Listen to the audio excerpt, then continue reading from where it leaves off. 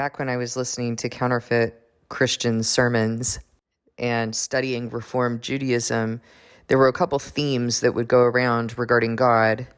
In counterfeit Christianity, we most often hear about this God that's just chasing us around and is so desperate for us. And in Reformed Judaism, I heard a similar theme, which was that God was lonely and he wanted a bride. He wanted a wife. And neither of those is true. God has the ability to do whatever he wants. It's not like he's in a mood or something, and he can't seem to shake that mood until he has his wife. That's ridiculous. As John the Baptist said, he can take stones and turn those into children of Abraham. So there's no limit to what God can do, but he wants those who are going to choose him and who are going to love him. So today he has me examining, based on the word, what is his name? What is his cause? When he tells us to be in the name, to live in the name, to pray in the name, if we understand that what he's saying is not simply that we somehow superficially invoke the verbal name, but rather that he's saying, be in what I stand for, pray in the cause, live in what I represent, do not profane my name, do not hate my name, then what is he saying? What does it mean to be in the cause, to pray in the cause, to live in the cause? After having delivered the Israelites from bondage out of the hands of their enemies in Egypt, and after making a name for himself, now what does that mean? He made a reputation. He taught us what he stands for, what he does, who he is. He taught them that if they obeyed the things that he said, that he was capable of sparing their life, but that he was also capable of taking the life of every firstborn in each household of the wicked. He was also capable of bringing suffering and torture and plagues and disease and pain on those who hated him and his people. And I want to remind you that he did that without taking his people to a different place. He did it while his people were still among those who were experiencing these things, because he's also capable of doing that. What you've learned in science, what you've learned in the world about, if someone has a cold and you're around them, you're going to get that cold. That, even if you keep using certain ingredients, that eventually those ingredients are going to be gone at a certain point and you're going to have to replace them. But, God is able to do things in the way that he wants to do them. He's able to spare you from getting sick, even though you've been around people who are sick. He doesn't have to go by these rules. He's capable of giving oil and flour until harvest, even though all you have is what's in that jar. He did that for the widow and her son. He established the rules. He can change the rules. So he made this name for himself. He delivered the Israelites out of Egypt in a profound, undeniable way. And then he said, if you listen carefully to the Lord your God and do what is right in his eyes, if you pay attention to his commands and keep all his decrees, I will not bring on you any of the diseases I brought on the Egyptians, for I am the Lord who heals you. This was one of the first things that God was establishing. So I'm going to read it again, and I want you to hear it and understand that this is the cause. This is what it means to live in the name. If you, number 1, listen carefully to the Lord your God and do what is right. Number 2, if you pay attention to his commands. Number 3, and keep all his decrees. Number 4, I will not bring on you any of the diseases I brought on the Egyptians, for I am the Lord who heals you. Listen carefully to me. Do what's right in my eyes, not in yours, not in your justifications. Pay attention to my commands and keep my decrees. And then, of course, he proceeded to tell them, these are my commands. These are my decrees. This is what I require of you. And if you obey these things, I'm going to bless you. But if you don't, you're going to be punished. You're going to be dealt with. It sounds so simple, doesn't it? I mean, this was such a simple instruction. Do these things. Do what's right. Pursue my heart. Don't go serve other gods. Understand that I am the Lord who heals you. I'm the one who takes care of you. I'm the one who provides, not the world, not a career, not medicine. Don't set up any idols before me. Simple, simple instructions. And if the Israelites had just done that, they would have been able to live in that land and they would have been safe. They never would have gone into captivity. God would have sent the Messiah to save them. But also, God wants all of us to understand that it's really not because of us that we're being saved. And so things had to play out in a particular way. But what we need to do today as Christians is to return to what God established, to understand what he established, because we have become so deceived, so incredibly deceived about where provision comes from, where healing, where protection comes from. We've become so deceived about what an idol actually is. So how can we expect to understand what the name is, what the cause is, if we don't understand that the only things that God ever required of us are completely opposite to what we're being required to do today in the world? He requires that we obey, that we submit, and that we rely. That's the work that I tell you repeatedly in a Soul Aligned and Heart Known series. Obedience, submission, reliance. That if we believe in him, we're going to obey what he has established. If we believe that he's the Lord, we're going to submit, and we're going to do that on a daily basis, just as Jesus taught us. Submit to him, revere his holy name, that he is hallowed, that his cause, his reputation, his purpose is holy. Ask him to teach you. You submit to what he wants to do today, not requiring him to submit to what you want to do today. Ask for his teaching. Ask for his daily bread, because he's the only one who knows what you're supposed to be doing today. And then rely. Trust in him. And I've told you before that a lot of people say you're supposed to depend on God. I don't see that in the word. I don't see that language, period. We are supposed to rely on him. There's a big difference. Counterfeit Christianity loves this narrative that Jesus paid for everything for us, and he paid for everything that he was required to do. Our sin is completely covered if we're in the name, if we're living in that name, if we are truly believing in him, which means that we will believe, we will obey, we will pursue, we will submit, and we will rely. We won't be mixing with the world and thinking the way that the world does, that we need to live as the world in order to be provided for. And even when we don't see that showing up, we endure till the end. We trust that he's going to provide. We trust that he's going to do and be who he says he is. And even if he doesn't do it, we still will not bow down to those idols. Even if when he tests us in that furnace, we believe that he can deliver us from that furnace, but even if he doesn't, we will not bow down to the idols of the world. So this is what God established. He never established that we were going to be building our own empires. He established that we would be blessed for obedience, punished for disobedience, so that people understood that when they were being punished and when certain things happened, that they needed to examine their sin. Because if they believe and take him at his word, then they would understand that they were being dealt with. And now when I say that, people say things like, you're blaming the victim. Stop this destructive teaching that God punishes. Well, go read Leviticus 26.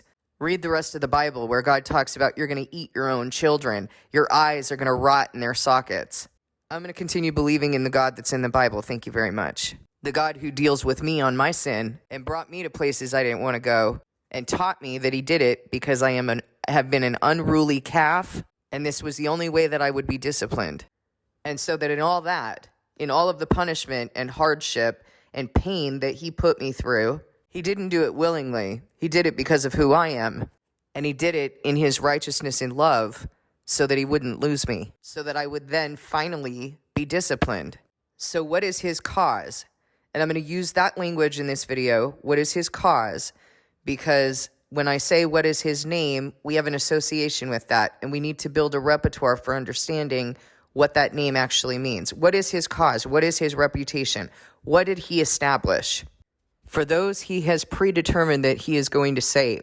What has he established? I'm going to tell you, when he first started talking to me, when I first started hearing him clearly as he was drawing me to his son, and his son was ministering to me, I'm pretty sure I thought all my troubles were over. I'm pretty sure I thought that life was going to be really easy from here on out. And that when he was talking with me and telling me what I needed to do, what I needed to endure, what he required, that I thought, piece of cake, sure, yeah, let's do this.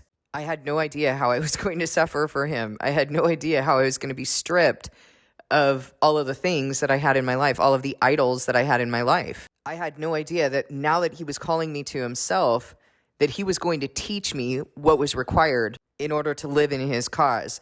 Now that I had spent all of this time in the world, going from living in poverty, living on the street at one time, being a single mother, getting my doctorate, rising up above all of this adversity that the world tells me that I was facing, all of the adversity that the world tells me to conquer, getting my doctorate, building careers, making it to this place that the world tells me is success, even though it never actually felt like success, making it to a place where I thought I was self-sufficient, even though God is the only one who blesses. He's the only one who can give. Now I was going to unlearn everything I thought I knew. Now I was going to be stripped of everything I thought I achieved. Now I was going to give away everything I thought I deserved. What is God's cause? What did he establish from the very beginning? There's really no need for there to be any poor among you. Take care of one another. When the year of forgiving debts comes, forgive those debts.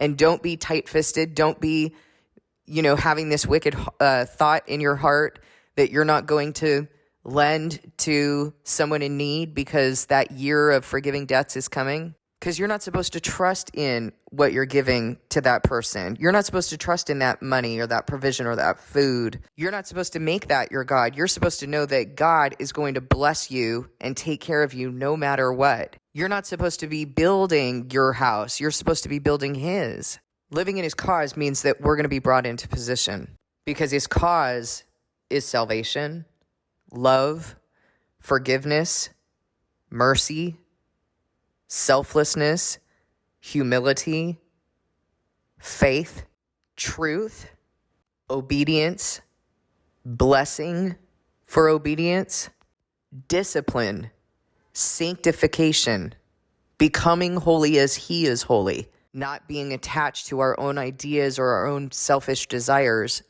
but pursuing the heart of God, pursuing the things that are important to him, the things that he loves, the things that he requires, the things that he knows are good.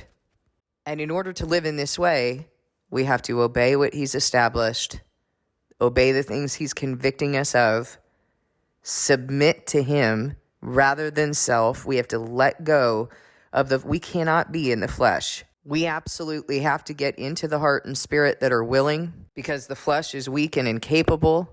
We have to fully submit and we have to rely on him, not depend, not this unilateral covenant that he paid it all. And so now we keep going to him in our flesh saying, I plead the blood over this thing that I want you to take away that you sent, that you're trying to teach me with.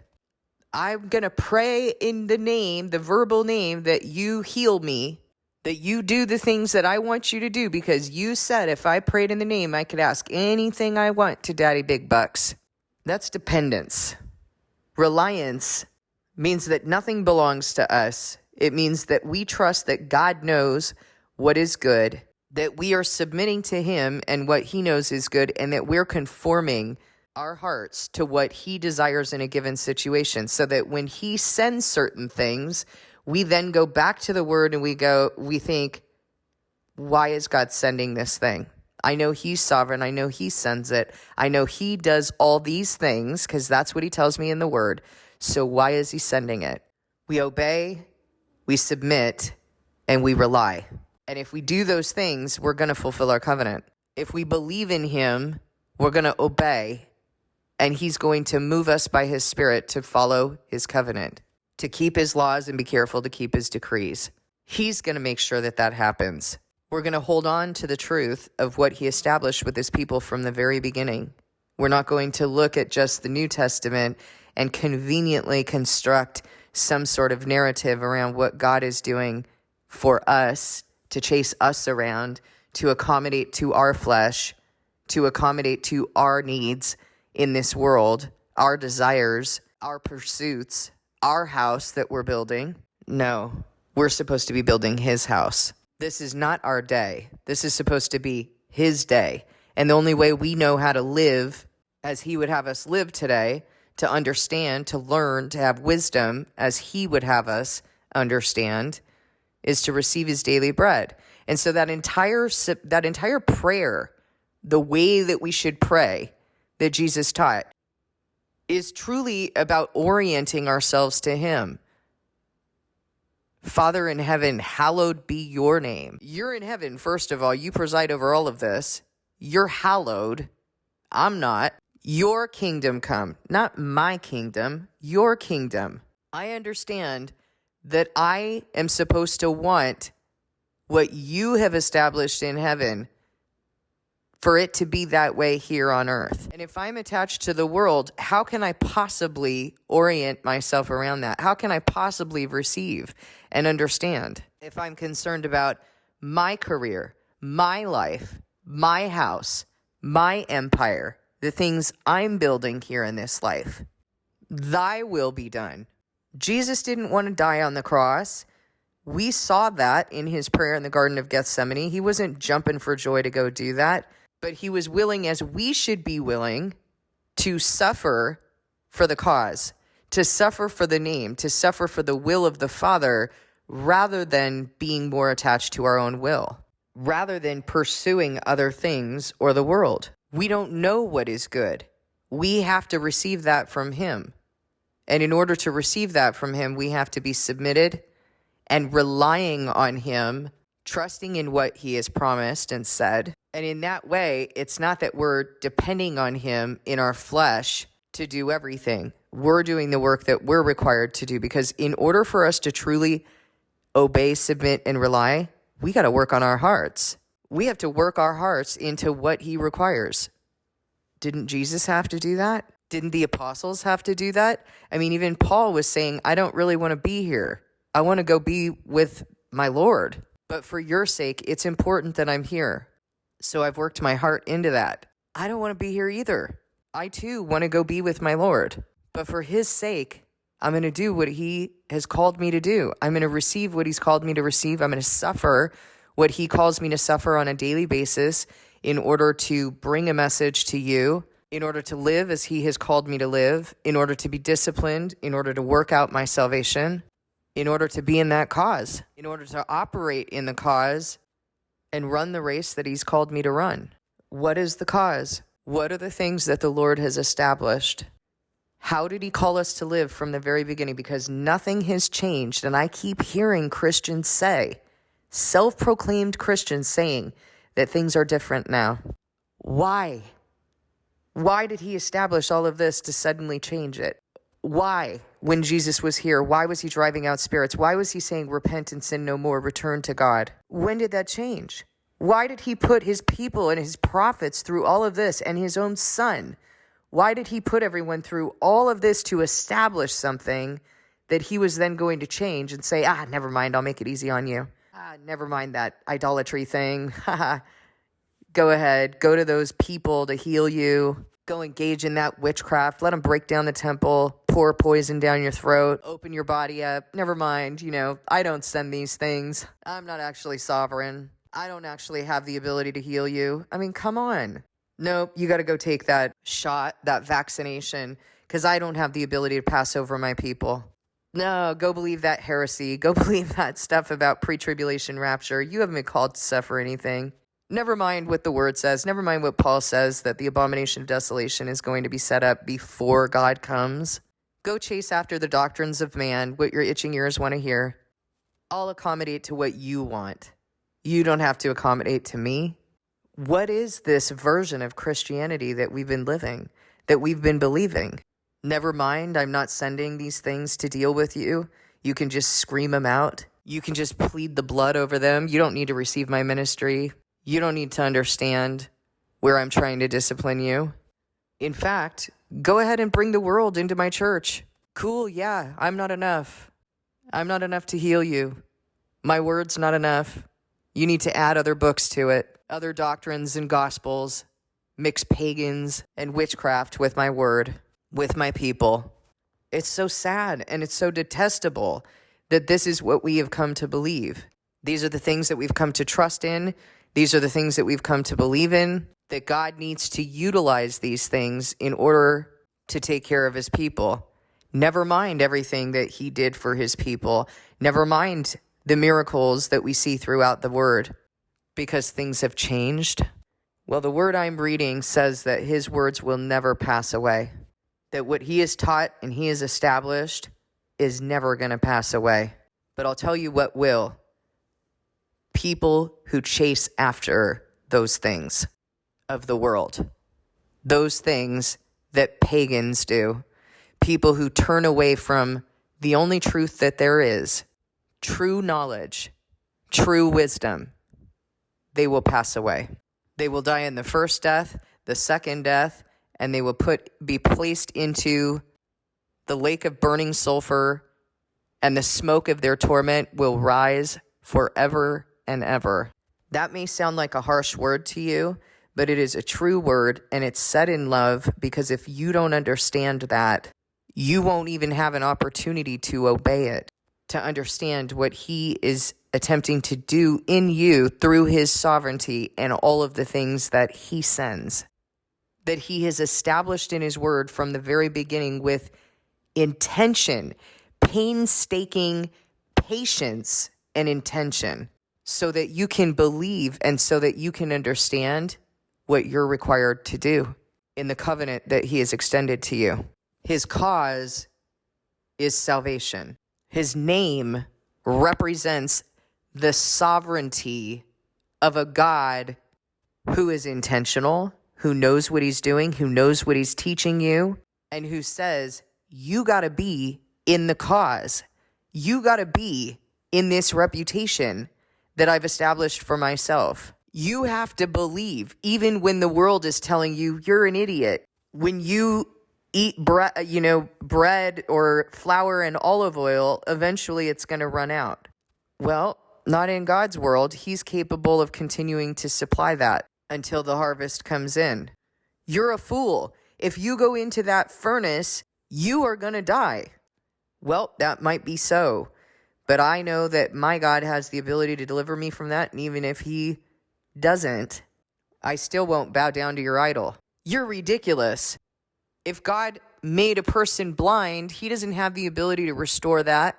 He doesn't have the ability to peel the scales off their eyes. Are you crazy? Mud made out of spit and dirt and then washed in the pool of Siloam? You actually believe that he did that? Yes, I do, because I was once blind and he made me see by his spirit. So I believe he did that to that man because I know that he did it to me.